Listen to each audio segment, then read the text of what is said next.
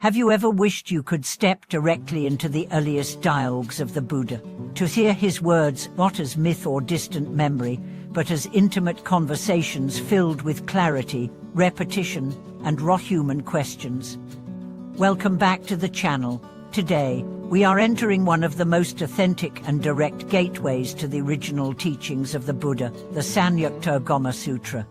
This collection, preserved in the Chinese canon and paralleling the Samyukta Nikaya of the Pali Canon, is like a time machine. Through it, we encounter the historical Buddha not through layers of abstraction, but through a voice that is urgent, compassionate, and rigorously precise. These sutras are organized not by narrative, but by theme, grouped in connected discourses that repeat and build like waves against the shore. What makes the Samyukta Āgama Sutra so remarkable is not just its age, but its structure. It doesn't seek to entertain, it seeks to awaken. It brings us into repetitive, rhythmic patterns, where a single truth is explored from many angles through similes, questions, and live moments of inquiry. Imagine sitting under a tree with the Buddha and hearing him speak not in lofty riddles, but in grounded insight. He does not begin by asking you to believe. He begins by asking you to observe your body, your breath, your thoughts. He invites you to see suffering not as a curse, but as a puzzle with a solution. He draws your attention inward toward the nature of perception, craving, form, feeling, consciousness. The Samyukta Āgama offers countless such dialogues, conversations between the Buddha and monks, wanderers, householders, even gods. These are not epic tales, they are distilled teachings. In them, the Buddha returns again and again to core themes: impermanence, dependent origination, the aggregates, the Four Noble Truths, the Eightfold Path, mindfulness, and liberation. Take, for example, the series on the five aggregates. The Buddha does not say simply, the self is an illusion. He deconstructs his identity piece by piece. He says, the form is not self. If it were self, it would not lead to suffering, and you could control it. Then he applies this logic to feeling, perception, volition, and consciousness. He doesn't offer metaphysical dogma. He offers clear, observable experience. The texts emphasize conditionality, how everything arises based on causes and conditions. This is the engine of pathtopeace, or dependent origination. And in the Samyukta Āgama, we find this principle not just stated once, but demonstrated over and over. With ignorance as condition, formations arise. With formations as condition, consciousness arises. This recursive pattern is not meant to hypnotize, but to clarify, to drill the truth into our habitual thinking until insight breaks through. The dialogues often begin with monks asking profound and simple questions. What is the origin of suffering? How does one transcend birth and death? What is the nature of right view? And the Buddha answers not with mysticism, but with reasoned breakdowns, analogies to everyday life, and step-by-step analysis.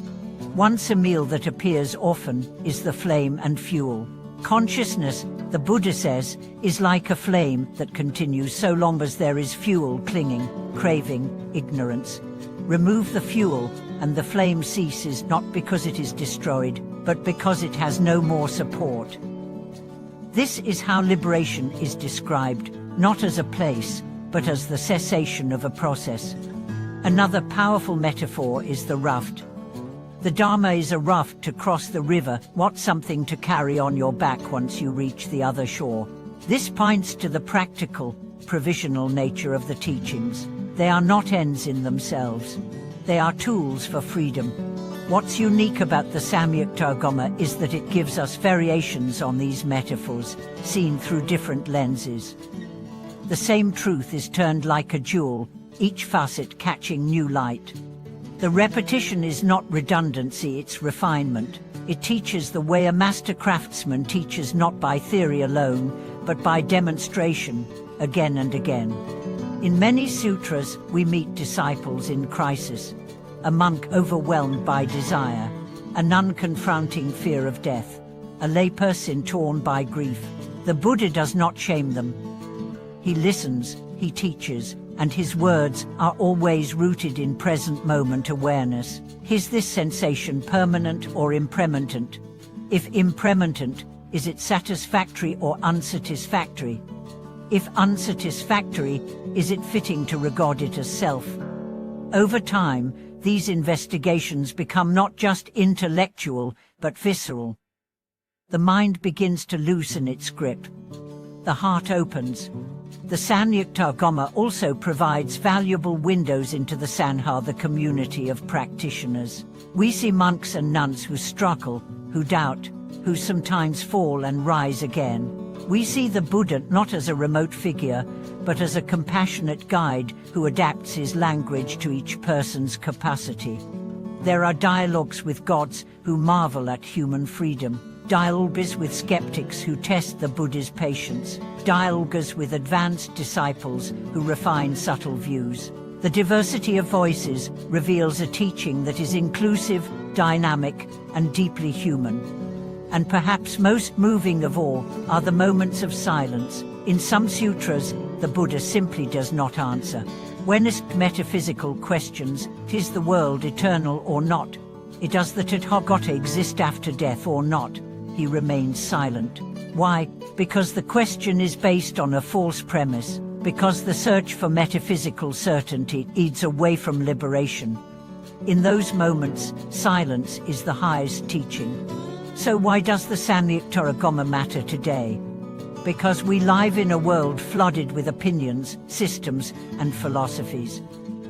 We are pulled in 1,000 directions by promises of fulfillment, but these early discourses call us back not to new ideas, but to careful observation. They do not ask us to believe, they ask us to look. They say, sit, breathe, lotus, let go. And from that simplicity rises the most profound transformation. Thank you for watching this video. If the teachings of the Samyukta āgama Sutra stirred something within you, or helped clarify your own journey, please support the channel by subscribing, liking, and sharing your reflections in the comments. What theme or metaphor resonated most with you? Let's continue to walk the path of inquiry together.